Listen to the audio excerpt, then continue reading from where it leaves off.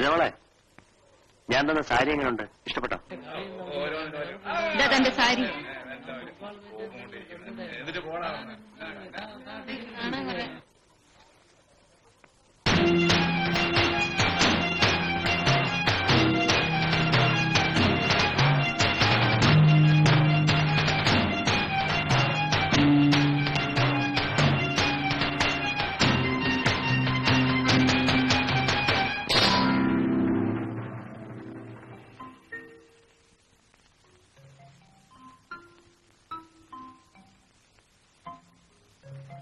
എന്നാലും സരിത ഇങ്ങനെ ചെയ്യുമെന്ന് വിചാരിച്ചിരുന്നില്ല. അല്പം കടുപ്പമായി പോയി. അവളെ, ഈ ജെയിംസ് ജോർജിനെ അവൾ ശരിക്കും മനസ്സിലാക്കാൻ പോകുന്നേ ഉള്ളൂ. ഇത്രയും കാലം പുറകെ നടന്നതല്ലേ, ഒന്ന് തൊടാൻ പോലും കഴിഞ്ഞില്ലല്ലോ. ഒരുത്തനും തിരിഞ്ഞു നോക്കാത്ത വിധം ഞാൻ അവളുടെ ജീവിതം തകർക്കും. അവസാനം അവൾ എന്റെ അടുത്ത് തന്നെ വരും. ആഹാ, അത് കൊള്ളാം. അളിയനോട് കൂടിയിരിക്കായിരുന്നു. നിന്നെയും കാത്തി ഞാൻ ഇതുവരെ കവിത തിയേറ്ററിൽ വെയിറ്റ് ചെയ്യായിരുന്നു. വർഗീസേ, ഇനി അവളെ വെറുതെ വിട്ടുവിടാം. ഹാപ്പി ആയിരിക്കുന്ന ഒരു മൂഡിൽ നീ മനസ്സപ്സെറ്റ് ആക്കാടാ. അവളെ പൊക്കണോ? ഇന്ന് ഞാൻ പൊക്കൊണ്ടുവരാം. ഒരു ദിവസം എന്റെ കിടപ്പറയിൽ കിടത്തിയോണ്ട് മാത്രം എനിക്ക് അവളോടുള്ള പകതയില്ല. അവൾ നശിക്കണം. ഈ നാട് വിട്ടോടണം. അതിനൊക്കെ വഴി ഉണ്ടാക്കാന്നേ.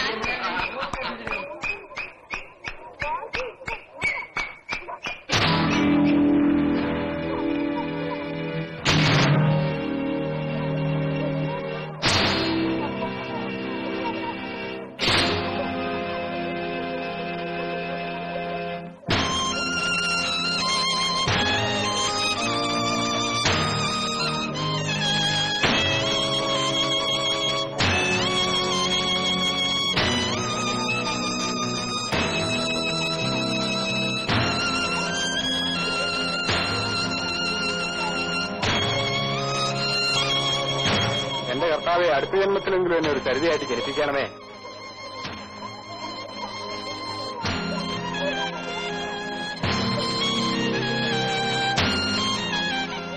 ജെയിംസ്, നിങ്ങൾ ജയിച്ചിരിക്കുന്നു.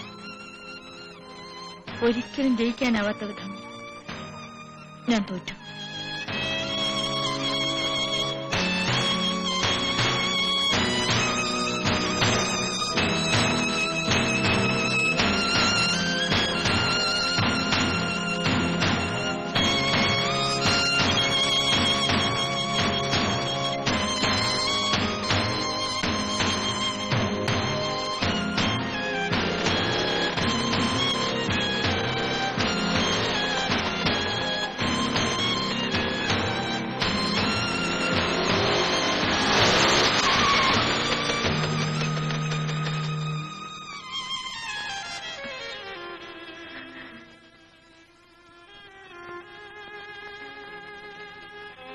ഇന്നത്തോടെ എന്റെ പഠിത്തം അവസാനിച്ചു. തൃപ്തിയായില്ലേ? ഇനി എന്നെ എന്റെ കുടുംബത്തെയും കൊല്ല്. എന്നിട്ട് ആ ശവങ്ങൾക്ക് മുകളിൽ കയറി നിന്ന് നിങ്ങളുടെ ആഗ്രഹം നിറവേറ്റ്.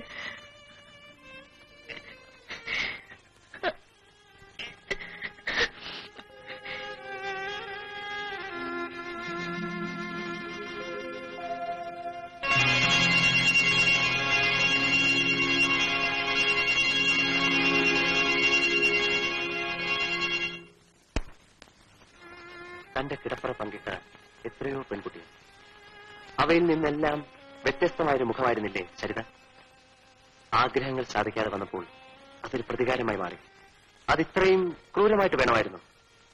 ഒരിക്കലും തിരുത്താനാവാത്ത തെറ്റല്ലേ താൻ സരിതയോട് ചെയ്തത്? അവളുടെ ഹൃദയത്തിലെ മുറിവുകൾ ഉണങ്ങുമോ? തനിക്കത് ഉണക്കാൻ കഴിയുമോ? ഇന്നോളം മറ്റുള്ളവരുടെ വേദനയിൽ ആനന്ദം കണ്ടിരുന്ന തനിക്ക് ഈ അസ്വസ്ഥത എവിടെ നിന്നുണ്ടായി? ഒരുപക്ഷെ ഇതിന്റെ പ്രത്യാഘാതം സരിതയുടെ കുടുംബത്തിന്റെ തകർച്ചയായിരിക്കില്ലേ? ആ സാധു കുടുംബത്തിന്റെ മുഴുവൻ പ്രതീക്ഷയും സരിതയിലായിരുന്നില്ലേ? സത്യത്തിൽ താൻ ജയിക്കുകയായിരുന്നു, അതോ എന്നേക്കുമായി അവളോട് തോൽക്കുകയല്ലായിരുന്നു? ജെയിംസ്, നീ ഇന്ന് കോളേജിൽ പോയില്ലെന്ന് നിന്റെ അമ്മച്ചി പറഞ്ഞു. നീ പോകാത്തതിന്റെ കാരണം ഞാൻ അന്വേഷിക്കുന്നില്ല. പരീക്ഷ എഴുതില്ലെങ്കിലും പാസ്സാവുന്ന വിശ്വാസവും നിനക്കുണ്ട്. നിന്റെ അപ്പച്ചന്റെ കയ്യിൽ പണമുണ്ടല്ലോ. ജെയിംസേ, നിന്നെ ശകാരിക്കാനും ശിക്ഷിക്കാനും ഞാൻ തയ്യാറല്ല. നീ ഇന്ന് വളർന്നു കഴിഞ്ഞു. എടാ, ജെയിംസ് ജോർജ് തോമസ് ജോർജിന്റെ മകനല്ലായിരുന്നെങ്കിൽ നീ ഇന്ന് എവിടെ എത്തുമെന്നറിയാമോ? സെൻട്രൽ ജയിലിൽ. ഒരു വക്കീലായി നീ സമ്പാദിക്കാൻ വേണ്ടിയല്ല നിന്നെ ഞാൻ പഠിപ്പിക്കുന്നത്. തോമസ് ജോർജിന്റെ മകൻ ഒരു വക്കീലാന്ന് പറയാനുള്ള ആഗ്രഹം മാത്രം. നിനക്ക് ജീവിക്കാനുള്ള പണം ഞാൻ സമ്പാദിച്ചിട്ടുണ്ട്. അതനുഭവിക്കാനുള്ള യോഗം കൂടി നിനക്കുണ്ടായിരിക്കണം. വന്ന് കേറിയ ഉടനെ അവനെ വഴക്ക് പറയാൻ തുടങ്ങിയോ? തല്ലി വളർത്തേണ്ട പ്രായം കഴിഞ്ഞില്ലേ? അവന് തീരെ സുഖമില്ല, അതാ ഇങ്ങനെ ഇരിക്കുന്നത്. സുഹൃക്കേണ്ട കാരണം എന്താ അന്വേഷിക്കാതിരുന്നത്? മോനെ, നീ ഒന്നും വല്ലതും കഴിക്കും. വാ. ഉരുട്ടി വായി വെച്ചു കൊടുക്ക്. നീയാണ് ഇവനെ ഇവിടം വരെ കൊണ്ട് എത്തിച്ചത്. കുഞ്ഞുങ്ങൾക്ക് കളിപ്പാട്ടം വാങ്ങി കൊടുക്കാറുണ്ട്. നീ ഇവന് കളിക്കാൻ കൊടുത്തിരുന്നത് 100 രൂപ നോട്ടുകളാണ്. എനിക്കിനി ഒന്നേ പറയാനുള്ളൂ, ഞങ്ങൾ ഭരിക്കുന്നതിന് മുമ്പ് നിന്നെ ആരും തല്ലിക്കൊല്ലരുത്.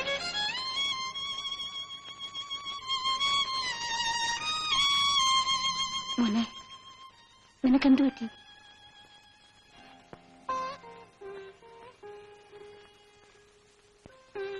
നീ എന്താ ഒന്നും മിണ്ടാത്തത്? എടി പിന്നെ കാര്യം പറയാൻ.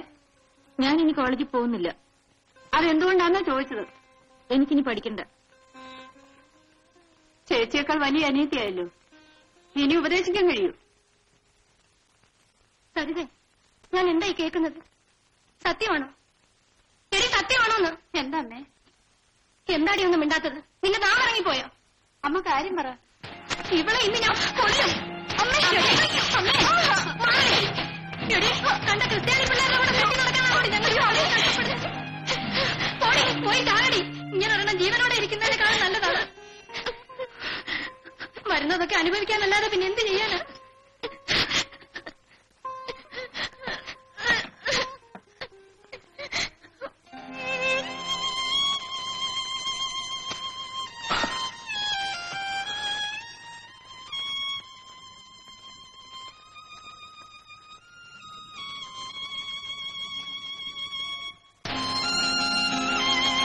ഇന്നത്തോടെ എന്റെ പഠിത്തം അവസാനിച്ചു. തൃപ്തിയായില്ലേ? ഇനി എന്നെ എന്റെ കുടുംബത്തെയും കൊല്ല്. എന്നിട്ട് ആ ശവങ്ങൾക്ക് മുകളിൽ കയറി നിന്ന് നിങ്ങളുടെ ആഗ്രഹം നിറവേറ്റ്.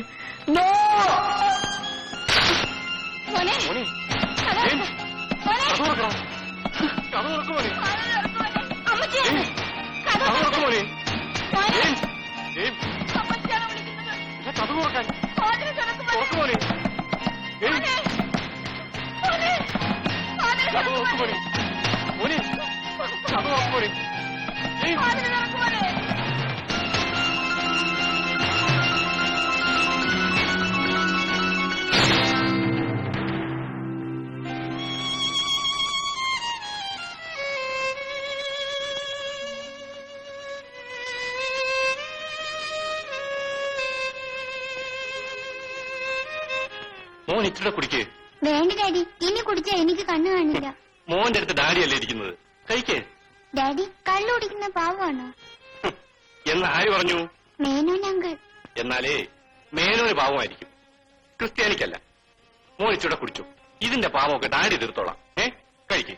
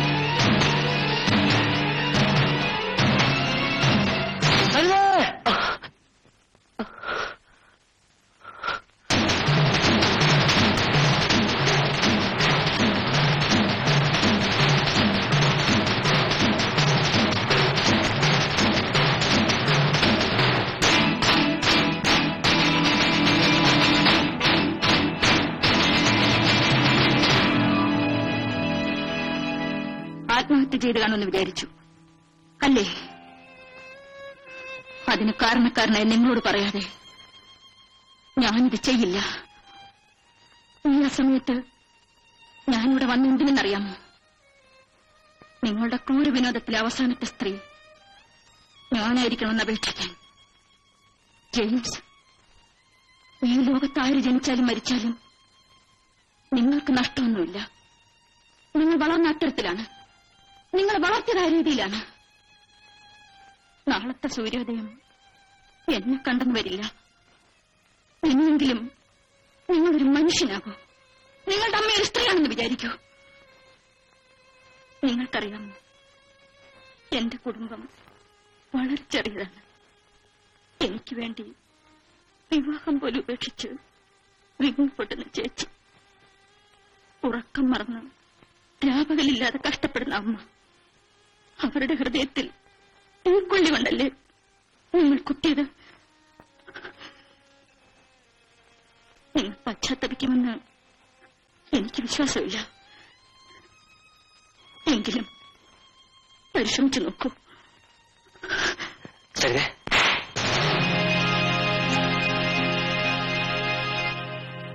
അല്പം വൈകിപ്പോയെന്ന് തോന്നുന്നു. ഞാനിത് നേരത്തെ ചെയ്തിരുന്നെങ്കിൽ എന്റെ എന്ന് പറയാൻ എനിക്കൊരു മകനുണ്ടാകുമായിരുന്നു. മോളെ, ഞങ്ങളെ വിചാരിച്ചെങ്കിലും നീ അവനോട് ക്ഷമിക്കും. എടാ, ഇവളുടെ കാൽ ചോട്ടിലെ മണ്ണിന്റെ വില പോലും ഇല്ലാത്തവനാണ് നീ. ചോദിക്ക്, ഇവളുടെ കാലൊഴിച്ച് മാപ്പി ചോദിക്കും. സരിതേ, ഞാൻ ഒന്നും പറയണ്ട. ഇനിയുള്ള നിങ്ങളുടെ താണ്ഡവം എന്റെ ശവത്തിലാവട്ടെ. എന്റെ ശവത്തിന് നിങ്ങൾ പോസ്റ്റർ ഒട്ടിക്കൂ.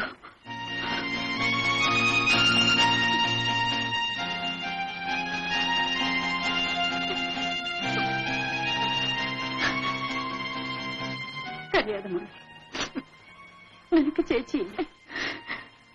ചേച്ചി ചുമച്ച് തുപ്പുന്നത് വരെ നീ വിഷമിക്കില്ല.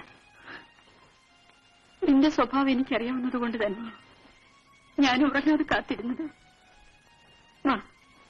അമ്മ ഉണരുന്നതിന് മുൻപ് നമുക്കങ്ങ് ചെല്ലാം.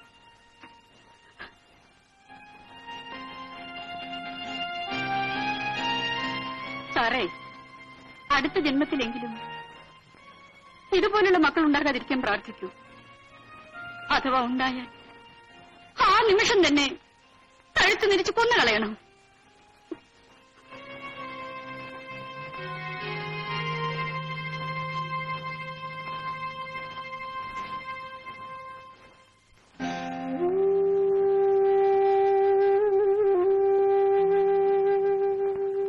സരിതേ, നീ ഇങ്ങനെ വാശി പിടിച്ച് കിടക്കരുത്. പരീക്ഷയ്ക്ക് ഇനി 3 മാസങ്ങളേ ഉള്ളൂ. അത് കഴിഞ്ഞാൽ നമ്മളെല്ലാവരും രക്ഷപ്പെടും. ഞാൻ ഇനി ശവപ്പറമ്പിലേക്കില്ല. ഞാൻ പറയുന്നു കേക്ക്. എന്നെ ജീവനോടെ കാണുന്നുണ്ടെങ്കിൽ ഇനി നിർബന്ധിക്കരുത്.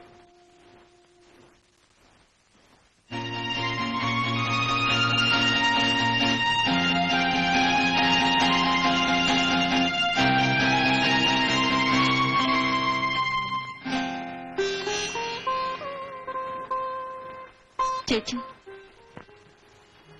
ഇത്രയും കാലം ചേച്ചി എനിക്ക് വേണ്ടി കഷ്ടപ്പെട്ടില്ലേ? ഇനി ചേച്ചിക്കൊരു ജീവിതം വേണ്ടേ? ആ ചിന്ത നിനക്കുണ്ടായിരുന്നെങ്കിൽ നീ ഞങ്ങളെ അനുസരിക്കുമായിരുന്നല്ലോ. എന്റെ തലയിലെടുത്തുപോലെ കഴിഞ്ഞോളാം. ആ ശങ്കരനായർ കൊണ്ടുവന്ന കാര്യം ഒന്ന് ആലോചിച്ചൂടെ? ഇനി എനിക്കൊരു കല്യാണത്തിന്റെ കുറവേ ഉള്ളൂ. ചേച്ചി, നമ്മൾ ആശിക്കുന്നില്ല നടക്കാറില്ലല്ലോ. ഞങ്ങൾ ആശിച്ച നടക്കുമായിരുന്നു. നീ അതിന് സമ്മതിച്ചില്ല. കഴിഞ്ഞതെല്ലാം കഴിഞ്ഞില്ലേ മോളെ? നാഴിപാത്രത്തിൽ ഇടങ്ങഴി പിടിക്കാറില്ലല്ലോ. ഞാൻ ആ ശങ്കരൻ നായരോട് വിവരങ്ങളൊക്കെ പറഞ്ഞിട്ടുണ്ട്. അടുത്ത ആഴ്ച അവരിവിടെ വരും.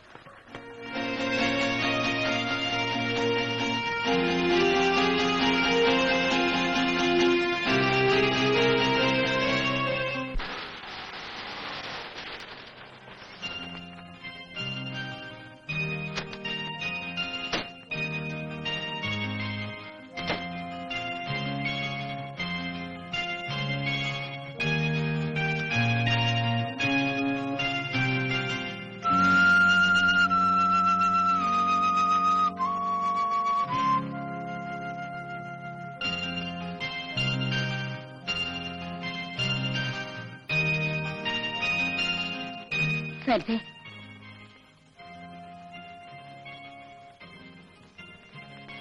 സരിതേ, ഞങ്ങളോട് ഇത്രയും വെറുപ്പ് കാട്ടാൻ ഞങ്ങൾ എന്ത് തെറ്റ് ചെയ്തു? തെറ്റും ശരിയും തിരിച്ചറിയാവുന്നവരോടല്ലേ തെറ്റിനെ പറ്റി പറഞ്ഞിട്ട് കാര്യമുള്ളൂ. മോളെ, ഒരപ്പച്ചന്റെ സ്ഥാനം എനിക്കില്ല. എങ്കിലും പ്രായമുണ്ടല്ലോ, ഉപദേശിക്കുകയാണെന്നും തോന്നരുത്. എന്റെ മകൻ കാരണം നീ ഒരുപാട് ദുഃഖിക്കേണ്ടി വന്നിട്ടുണ്ടെന്നും എനിക്കറിയാം. ഒരല്പം വിട്ടുവീഴ്ചയ്ക്ക് തയ്യാറായിക്കൂടെ? എക്സാമിന് കഷ്ടിച്ച് 2 മാസം അല്ലേ ഉള്ളൂ മോളെ. അതും കൂടി കഴിഞ്ഞാൽ സരിതയ്ക്ക് സ്വന്തം കാലിൽ നിൽക്കാറാവും. പൂ പറിക്കാൻ നേരത്ത് ചെടിയുടെ കടയ്ക്ക് തീ വെക്കണോ മോളെ? അമ്മയുടെയും ചേച്ചിയുടെയും ആഗ്രഹം നിറവേറ്റാൻ നോക്കൂ. തിരുത്താൻ വയ്യാത്ത തെറ്റുണ്ടോ മോളെ? ജെയിംസ് അത് തിരുത്തിക്കഴിഞ്ഞു. ഇപ്പോൾ സരിതയേക്കാൾ ദുഃഖം അവനാണ്. മോള് കോളേജിൽ പോയാലേ അവനും പോവും. മോള് പരീക്ഷയ്ക്കിരുന്നാലേ അവനും ഇരിക്കൂ. ഓഹോ, നിങ്ങളുടെ മോന് പരീക്ഷയ്ക്കിരിക്കാൻ എന്റെ സഹായം വേണം. അതിനുവേണ്ടിയുള്ള കുമ്പസാരമായിരുന്നു ഇത്രയും നേരം, അല്ലേ? മോളെ, നിങ്ങൾ രണ്ടുപേരും ഞങ്ങൾക്ക് ഒരുപോലെയാണ്. നിന്റെ ഭാവിക്ക് വേണ്ടി ഞങ്ങൾ എന്ത് വേണമെങ്കിലും ചെയ്യും. എങ്കിൽ മകനോട് പറയൂ, കുറെ കൂടി പോസ്റ്ററുകൾ കോളേജ് പരിസരത്ത് ഒട്ടിക്കാൻ.